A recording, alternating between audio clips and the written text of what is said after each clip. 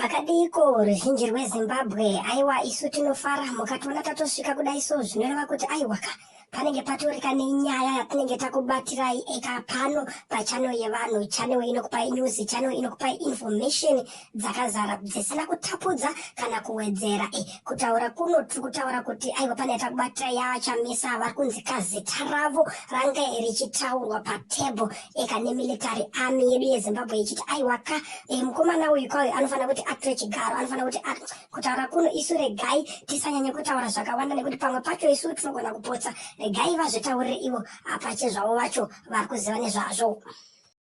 It wasn't a press conference. It wasn't on camera. It happened behind closed doors, deep within a secured government compound where civilians aren't allowed, and phones are checked at the gate. What was supposed to be a routine military strategy session turned into something far more political when one name surfaced again and again: Nelson Chamisa. According to sources inside the meeting, Chamisa wasn't just mentioned in passing. His name was a topic. A concern. A signal that the country's military leaders are not only watching the political game, they're preparing for what comes next. This wasn't the first time Chamisa's name had made it onto internal military briefings. But this time, the tone was different. More urgent. More uncertain. It wasn't just about elections or public rallies. It was about influence, momentum, and control. The head of one military division reportedly opened the discussion by saying, "We underestimated his following in 2018. We must not make the same mistake twice." That sentence alone changed the room. One commander responded, "If he wins on the ground, we must be ready to handle what happens after. The people will look to us, not politicians." That line set off a wave of new questions. Is the military preparing for a possible Chamisa presidency? Or are they preparing to prevent it? Sources say part of the meeting focused on hypothetical transition scenarios. Chamisa's political strategy, especially his silence in recent months, was seen as calculated, not weak. One analyst present reportedly said, "When he says nothing, it spreads further than when he speaks." Chamisa's digital reach, especially among youth and diaspora, was marked as a strategic threat in one of the printed briefings handed around the table. Some officials worry that a surge in street support could overwhelm the traditional methods of political control. But not everyone in the room viewed him as a threat. A retired colonel, still respected in high circles, reportedly said, "If this country ever wants to be accepted again internationally, it might take someone like him." That statement hung in the air. It was the first time in years that such a sentiment had been acknowledged in a space dominated by military men. But just as quickly, another general dismissed the idea, warning that, "We don't gamble with the flag." Outside that room, Chamisa continued his public silence. But perhaps now we understand why. Perhaps he knows the meetings are happening. Perhaps he knows his name is being said by people who don't say things lightly.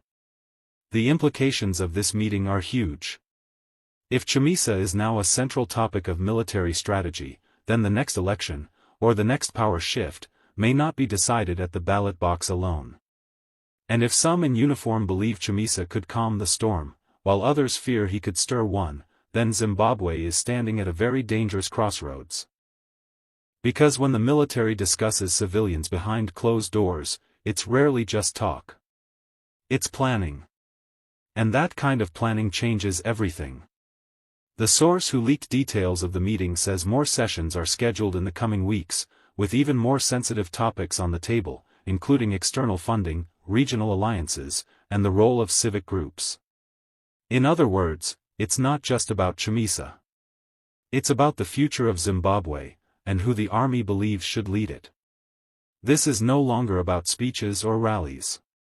This is now a high-level chess game, and Chamisa's name is officially on the board. Whether he knows it or not. And whether the people are ready or not. What's clear is this: the silence from the political front is being filled by conversations in places the public can't hear. But now we've heard a little. And what we've heard changes everything.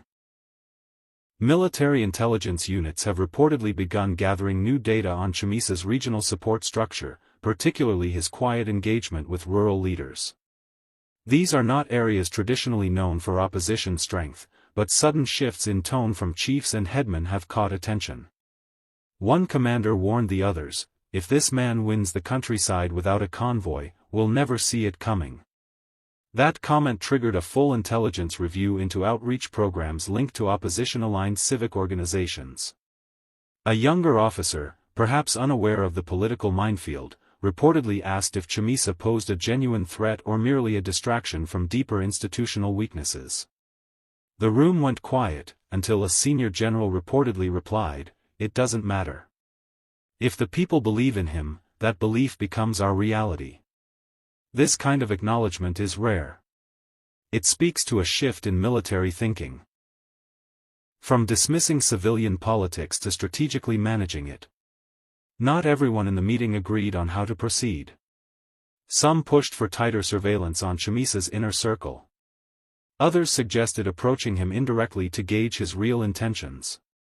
One proposal even suggested quietly backing a neutral mediator to open lines of communication, without fully revealing army involvement.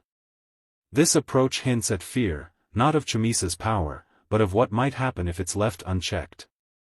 As one analyst summarized, "It's not the man they fear. It's the movement." The military knows from history that the spark of public anger doesn't need fuel. It needs direction. And right now, the fear is that Chamisa might offer that direction, intentionally or not. Meanwhile, government intelligence has reportedly been asked to increase monitoring of youth mobilization online. Platforms like Twitter, WhatsApp, and Facebook have seen spikes in Chamisa-related content, much of it decentralized and difficult to trace. The meeting also discussed the role of the diaspora, especially in South Africa and the UK. One general expressed concern that if foreign-based supporters begin funding localized programs back home, it could create pockets of influence immune to party control. Chamisa doesn't need to be in power to gain power, one official reportedly said. He just needs to stay visible and unpredictable. That unpredictability has now become a central issue. Unlike traditional politicians, Chamisa refuses to be boxed into routine behavior. His decision to remain silent in times of national controversy has allowed supporters to build their own narratives, some hopeful, others revolutionary. For a military institution that relies on structure and predictability, this is deeply unsettling. The debate over Chamisa's role in the future continued late into the night. Some pushed for containment strategies, legal, social, and economic. Others suggested soft engagement. But no one in the room believed he was going away. If anything, they believe he's just getting started. And that means the army, whether it likes it or not, will have to choose between playing along, pushing back, or preparing for something entirely new. In the days since that meeting, rumors have circulated that a quiet backchannel may have already been opened between one of Chamisa's advisors and a mid-ranking military liaison.